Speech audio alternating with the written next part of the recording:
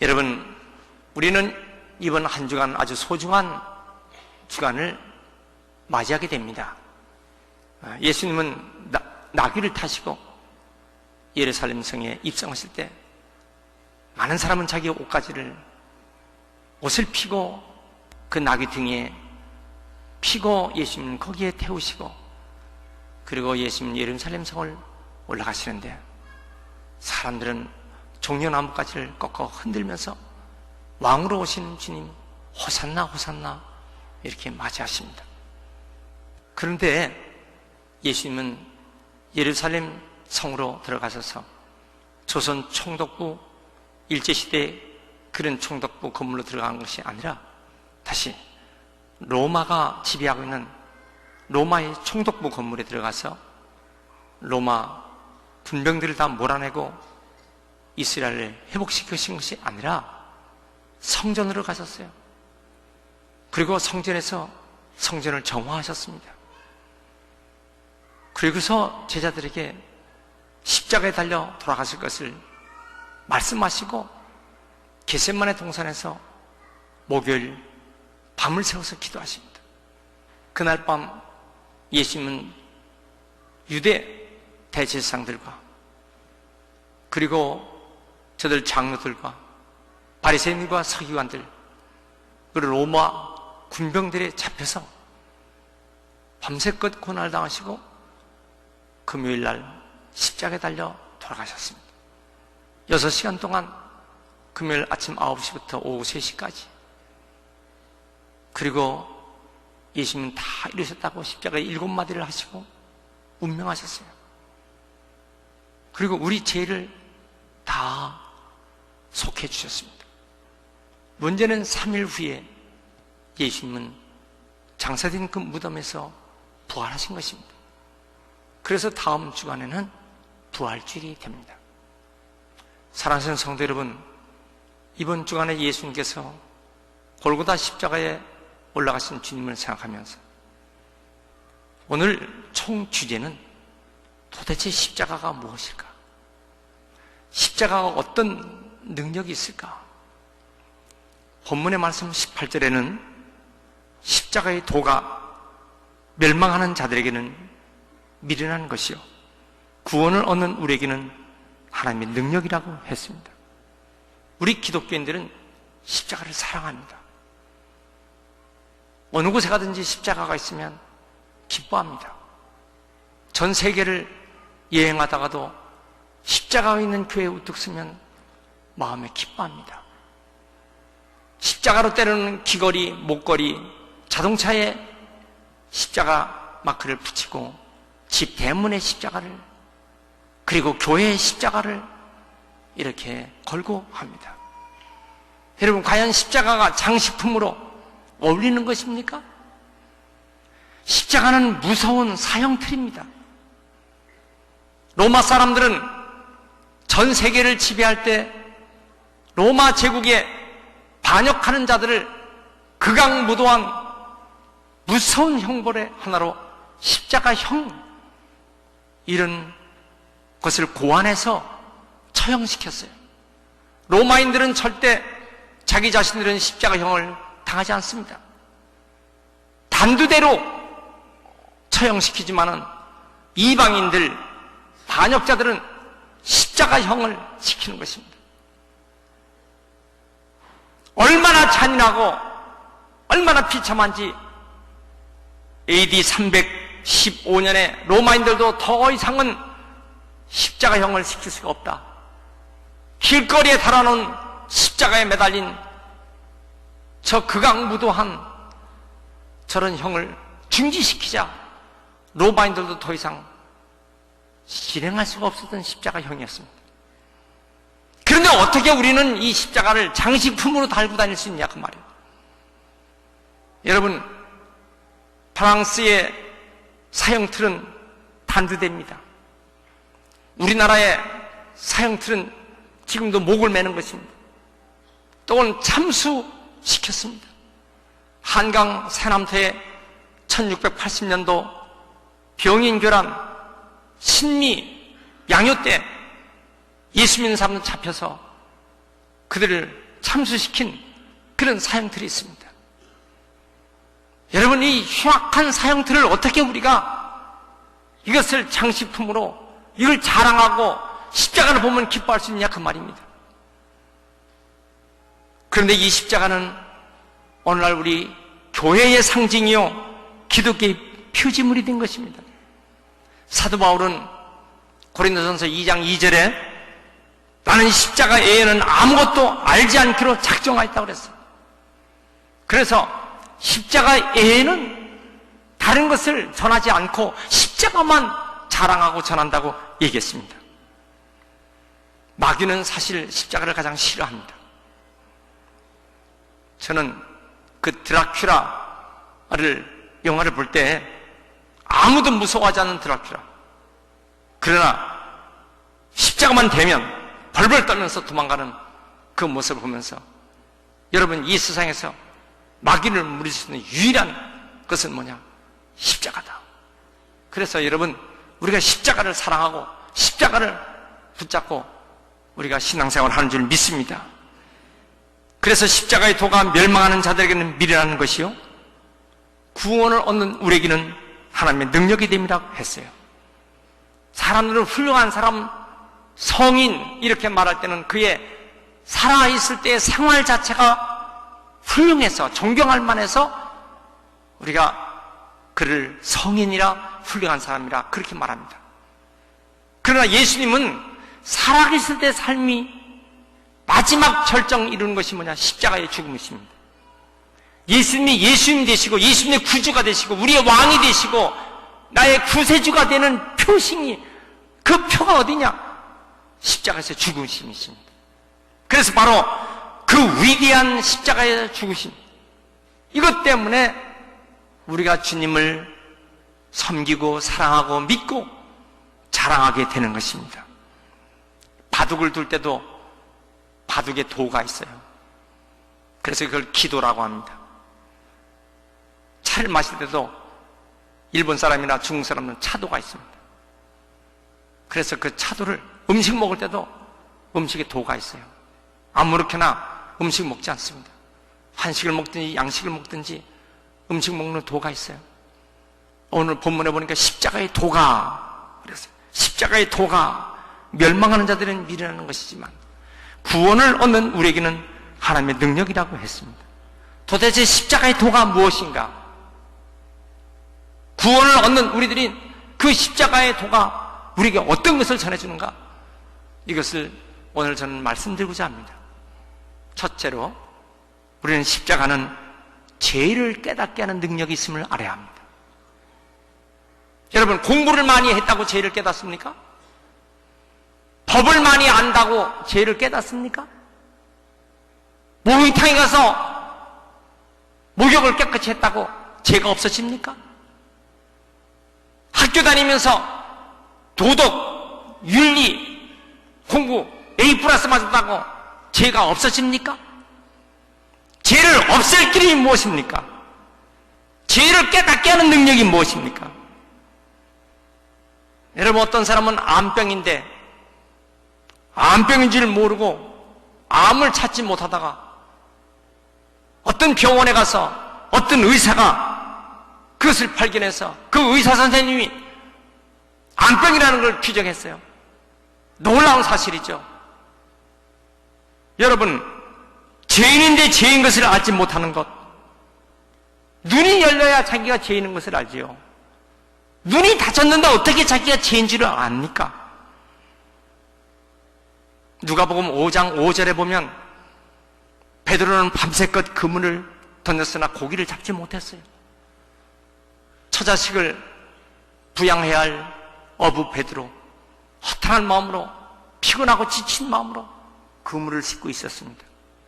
그런데 그때 예수님께서 많은 무리와 함께 이 갈릴리 바다에 모여서 말씀을 전하시는데 허탈한 마음을 가지고 있는 베드로의 배에 예수님이 올라타셨어요. 그 배를 타시고 거기서 띄우시고 많은 무리에게 메시지를 전할 때 베드로는 듣는 둥 마는 둥, 자기는 그물을 싣고 있고 예수님 말씀을 지금 계속 듣고 있는데 말씀을 다 맞으셨어요. 그리고 베드로에게 깊은 곳에 나가서 그물을 던져 고기를 잡으라고 했습니다. 상식상 갈릴리는 물이 너무 맑기 때문에 낮에는 고기가 잡히지 않습니다. 밤에만 잡는 것이. 말씀에 순종하여 그물을 내렸더니 그물이 찢을 듯 많은 고기가 잡힌 것입니다. 이럴 수가 있을까요? 막 그물이 찢어져 나가는데 그 그물에 있는 고기를 베드로의 배와 옆에 있는 동료의 배 2배가 가득히 고기가 채워서 배가 지금 가득 잠기는 모습을 볼 때 더 이상은 예수님 앞에 자기 자신이 얼마나 지금 미지했는가를 깨달아 무릎을 꿇고 주여 나는 죄인으로소이다. 나를 떠나소서. 누가복음 5장 8절에 어떻게 자기가 죄인임을 얘기합니까? 지금까지 평생 동안 내가 죄인입니다 말해본 적이 없는 베드로인데 주님 앞에 그는 죄인임을 고백하는 것입니다. 여러분, 이 깨닫게 되는 것 누군가 가르쳐줘야 돼요. 십자가를 바라볼 때 예수 주님을 만났을 때 내가 죄인임을 깨닫게 되는 것입니다. 교회에 올 때 가장 소중한 것이 뭡니까? 교회에 들어왔을 때는 내가 죄인임을 깨닫게 되는 것이 성도의 첫 번째 자세임을 믿으시기 바랍니다. 교회 와서 누구 나 알아줄 사람 없어? 내가 지휘가 이런 사람인데 누구 나 알아줄 사람 없느냐고. 교회에서 자기를 의시되는 것이 그게 교인이 아니에요. 다 누구나 십자가 앞에 나는 죄인임을 깨닫고 무릎을 꿇어야 그가 하나님의 은총을 받는 사람이 될 줄 믿습니다. 믿습니까? 교회를 오셔서 내 죄를 깨달아야 합니다. 내 죄가 도대체 깨달아지질 않는 거야. 왜 그럴까요? 눈이 열려지질 않는 거예요. 귀가 열려지질 않는 거예요. 마음이 열려지질 않는 거예요. 습관적 관습, 교리, 종교의식, 이것이 우리를 변화시키는 게 아니에요. 하나님 아버지, 나의 죄를 깨닫는 힘을 주시옵소서. 눈이 열려지게 하옵소서. 할렐루야. 믿습니까? 어떤 분의 아들이 너무 방탕한 거야. 공부를 너무 안 하는 거야. 친구끼리 어울리며 다니면서 모든 짓을 다 합니다. 하나밖에 없는 이 아들 때문에 아버지는 고민했어요. 그래서 이 아들을 친구끼리 띄워놓으려고 전학을 보내도 안 돼. 그래서 말이 통하지 않는 필리핀으로 이 아들을 유학을 보내버렸어요. 가보니까 친구가 없죠. 죄를 질 수가 없어요. 말이 안 통하니까. 그런데 얼마 있다가 말이 서로 통하니까 거기서 친구들을 만나. 또 마찬가지예요. 도대체 전화를 해도 받지 않는 거야. 또 방탕하고 또 죄를 짓고 다니는 거예요. 이 아버지가 너무너무 그 바쁜 속에서도 괴로워서 필리핀에 가서 아들이 있는 방 보니까 잠을 때가 잠겨 있어요. 주인에게 얘기해서 방문 열고 들어가서 하나님 앞에 어쩌면 좋습니까? 내 하나밖에 없는 이 아들, 한국에서 안 되고 필리핀에 와서도 안 되고 어떻게 했으면 좋겠습니까? 하나님 아버지, 내 아들을 주님 고쳐주세요. 엄마 아빠가 그 아들의 방에서 무릎 꿇고 하나님께 얼마나 눈물을 기댄지 어떻게 할 수가 없는 거야. 그런데 여러분, 밤늦게 방문 앞에 도착한 이 아들이 방 안에서 이상한 소리가 들려. 엄마 아빠가 그 방 안에서 울면서 기도하는 모습 보고 그때야 이 아들이 깨닫게 되는 거예요. 내가 다시는 방탕하지 말아야지. 내가 다시는 죄지지 말아야지. 엄마 아빠 눈물을 흘리면서 회개하고 나 한국으로 갈 거야. 결국 한국에 왔어요. 새 사람이 됐어요. 결국 그 사람이 신학대학 들어가갖고 결국 목사가 돼서 목회하면서 이 간증 드리는 거예요. 여러분, 방탕했던 사람은 다 목사 됩니까? 꼭 그래야만 됩니까, 이게? 그건 아니잖아요. 여기서 중요한 것은 뭡니까? 마음이 열리고 눈이 열려야 되는 거예요. 아무리 말을 해도 열리지 않으면요, 이게 지금 벽창호가 되는 것이에요. 여러분, 십자가의 위대성이 뭡니까? 나에게 깨닫게 하는 것입니다. 우리 십자가 앞에서 나의 죄를 깨닫는 은총을 받기를 축원합니다. 사도 바울은 얼마나 교만한지 자기가 이 세상에서 제일 높은 자예요. 그래서 바울 이전의 이름이 사울이에요. 사울이란 뜻은 높은 자란 뜻입니다. 큰 자란 뜻이에요. 예수 믿는 사람들 잡아 죽이려고 다메섹으로 지금 가다가 부활하신 주님 만납니다. 그때 그는 거기서 그냥 꼬꾸라지는 거 아니겠어요? 그래서 그때 주님 만나고 그 다음부터 사도 바울은 뭐라고 했어요? 나는 죄인 중에 괴수라고. 디모데전서 1장 15절에 보면 나는 죄인 중에서 아주 최고 악한, 아주 두목 죄인이라고 이렇게 자기 자신을 어떻게 그런 표현을 할 수 있습니까? 뿐만 아니라 그처럼 똑똑하고 그처럼 잘났고 그처럼 유명했던 사도 바울은 뭐라고 자기를 했어요? 나는 고린도전서 15장 8절에 만삭되지 못하고 난 자다. 여러분, 만삭되지 못하고 난 자다가 뭐예요? 7푼이 8푼이 8달 반짜리 이런 얘기입니다. 나는 낳을 때 미숙아로 태어났다 그 말이에요. 이 자기 자신을 그렇게 낮추는 거예요. 무엇 때문에? 십자가 앞에서 십자가를 바라보고. 여러분, 우리 모든 영락교회 성도 여러분, 우리가 이 말씀을 잘 드려야 합니다. 예수를 믿으면, 하나님 교회 오면 내가 죄인임을 깨달아야 합니다. 믿습니까? 우리가 하나님께서 우리를 보실 때 하나님의 은혜로 우리의 용기를 주시고 잘못된 일들도 하나님 덮어주시고, 그래 우리 한번 잘해보자. 여러분, 십자가를 바라보고 살 때 이런 은총이 임할 줄 믿습니다. 믿습니까? 불교에는 제사함의 교리가 없어요. 왜냐하면 불교는 피가 없기 때문에. 불교는 인과 응보가 있을 뿐입니다. 행한 대로, 심은 대로 거두는 것이지 거기에 제사함이라는 게 있을 수가 없어요. 불교학교에서 공부를 하는데 토끼를 죽이면 다음에 토끼로 태어나고, 개를 죽이면 다음에 개로 태어나고, 소를 죽이면 다음에 소로 태어나고,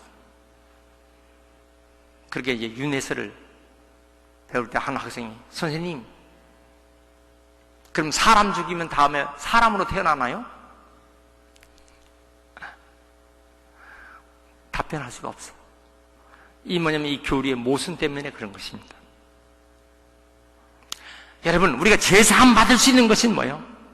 십자가의 은총입니다. 믿습니까? 나의 죄를 씻기는 예수의 피밖에 없네.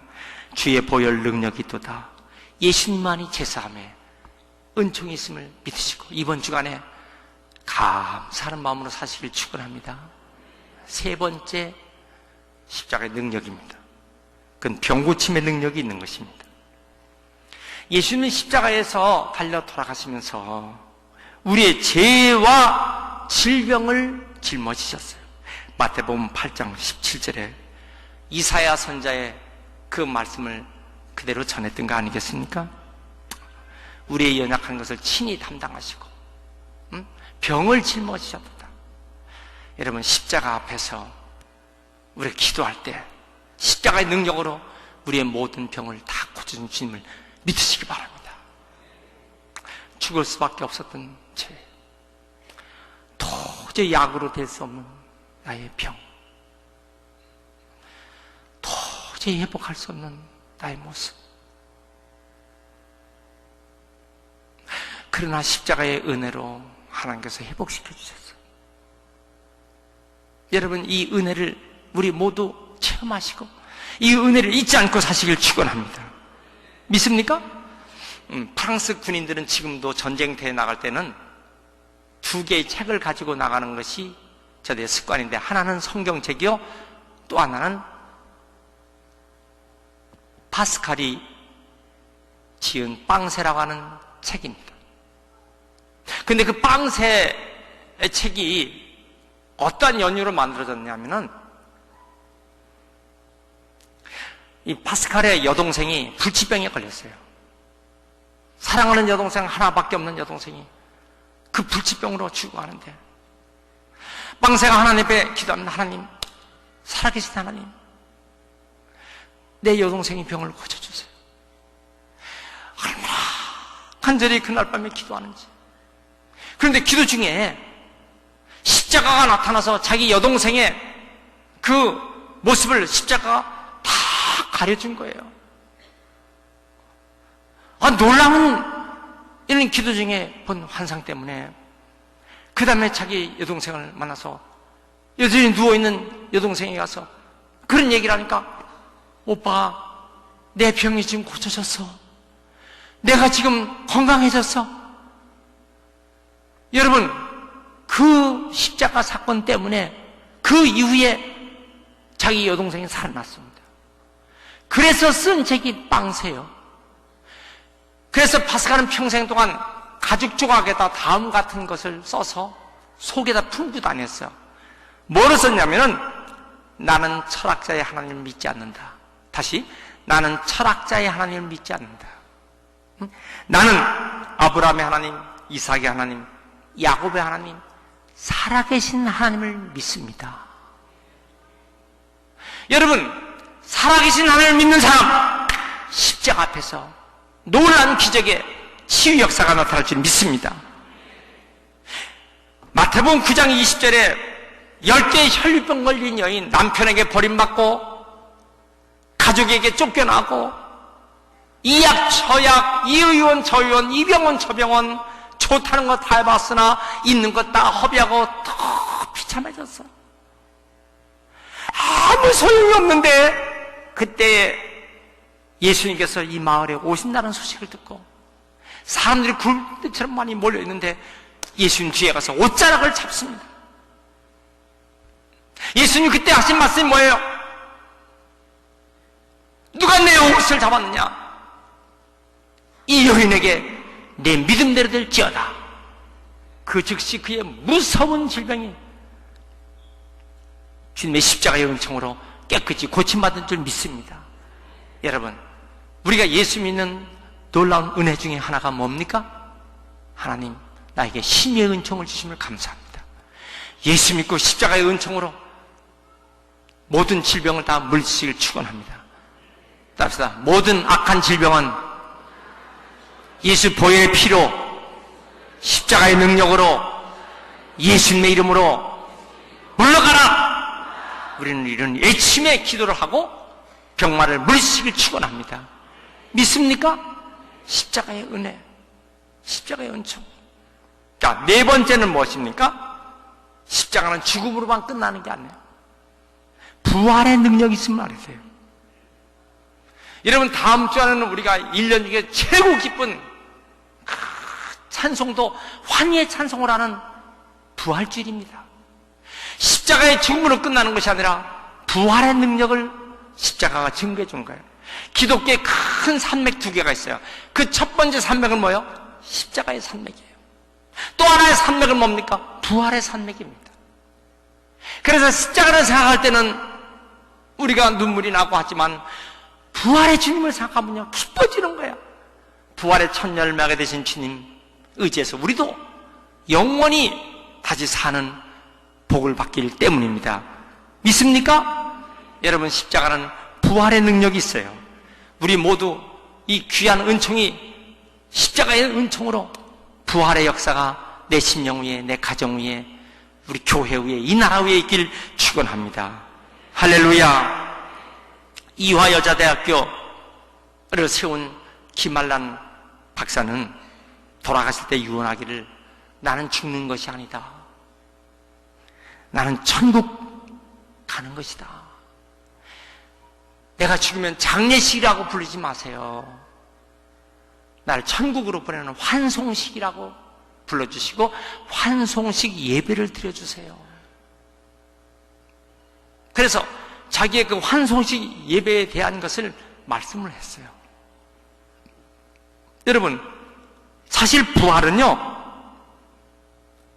장례식을 그걸로 끝나는 것이 아니라 천국으로 우리를 인도하시는 환송식의 그 걸음이 부활입니다. 그렇습니다. 여러분, 십자가에는 부활의 능력이 있습니다. 우리 모두, 세상 사람들은요, 죽으면 끝나는 거야. 죽음 앞에 절규하고 다 끝나. 우리는 죽으면 천국 가는 첫 발걸음이야. 그래서 장례식 한다고 사람들은 막 울고 난리치지만 우리는 사람이 소천하면 하늘나라에 가신 걸 보고 찬송하잖아요. 이해할 수가 없는 거예요. 어떻게 여러분 사람이 죽었는데 찬송을 합니까? 어떻게 찬양을 하냐고요? 천국의 환송식이기 때문에 그런 것입니다. 그렇습니다. 십자가에는 능력이 있습니다.